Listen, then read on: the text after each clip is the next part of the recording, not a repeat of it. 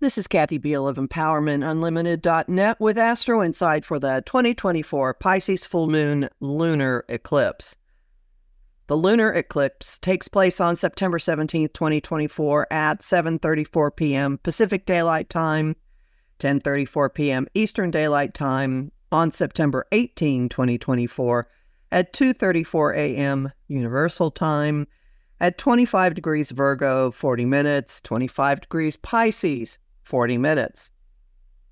This year's Pisces full moon is one for the record book. Once the waters subside enough for us to find it. That could take a while. We're in for an extreme energetic event. Overwhelming, over the top, disorienting, illuminating, deck clearing, boundary blurring, cinematic, magical, defying constraints of time, space, and geography, reaching back more than a decade and lingering into next year. Obviously, this is not a normal full moon. It's not even a normal lunar eclipse, which it, not surprisingly, is. Again, obviously. It's a lunar eclipse at the end of the zodiac, in the all-connecting waters of Pisces, and conjunct the sign's ruler, Neptune, illusionist, font of highest love, and keeper of the cosmic fog machine. It's washing up a lot, accelerating dramas, dousing us with revelations, and precipitating endings and departures that will deposit the members of many traveling parties onto wildly distant shores. Some of the crashing waves grow out of recent developments.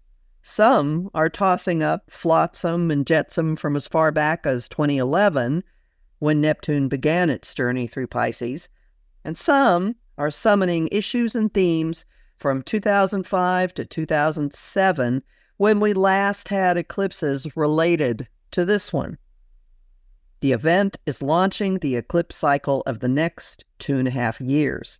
This one is entering the picture while the existing one is still playing out, resetting relationship dynamics in Aries and Libra through next March.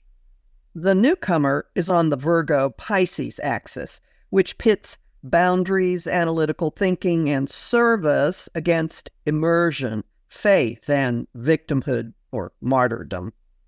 The Virgo end is down here on Earth, ruled by Mercury in its most practical, detail-oriented guise. The Pisces end, which is taking prominence now, is off in the clouds, in realms that defy physical touch, and often reason.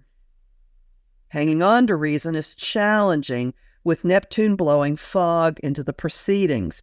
Fortunately, two big helpers are on hand, the two cosmic change agents. Pluto, agent of unavoidable change, is offering a knife to cut through the fog. Just imagine it's possible. The sextile from the Moon and Neptune to Pluto is underscoring the potential for revelations and coaxing secrets from hidden places, and also easing goodbyes. Uranus, agent of radical, sudden, unexpected change, is helping clearing out the confusion. Look for lightning coming off the sextile from the Moon and Neptune to Uranus, piercing the fog, awakening people who've been enveloped by it, and offering liberation, epiphanies, and alternate viewpoints. Wake-up calls and reality checks are on the house. The three-way outer planet action adds to the unmistakable vibe of eras ending, and maybe errors too. The most obvious one, if anything in Pisces can really be obvious, is the 13-plus years that Neptune has been in Pisces. What's coming to a close? Who's leaving? Don't run after any of it, and recognize that some departures may drift into next year. Undercurrents are also swirling with the structural de- and reconstruction we've experienced during Pluto's decade and a half in Capricorn. This moon may reveal magical thinking, or gaslighting, or how you've been fooled, or even a higher, more compassionate angle on the sagas. When the lightning hits, see if it connects to Uranus's travels through Taurus since 2019, with an emphasis on June, July, and August of this year. Viewing events as waves in these cycles may ease your experience. Looking for the benefits on offer may help you ride the waves, although, to be honest, riding a tsunami is not really possible.